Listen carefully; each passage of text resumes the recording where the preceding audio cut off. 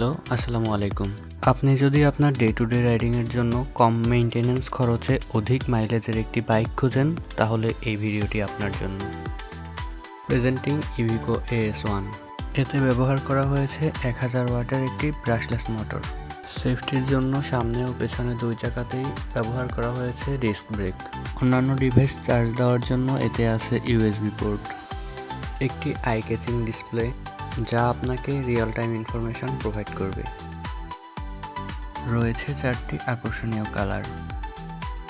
প্রতি ফুল চার্জে স্কুটারটি চলতে পারে 85 থেকে 105 কিলোমিটার। আরও বিস্তারিত জানতে কল করতে পারেন স্ক্রিনে দেওয়া নাম্বারে।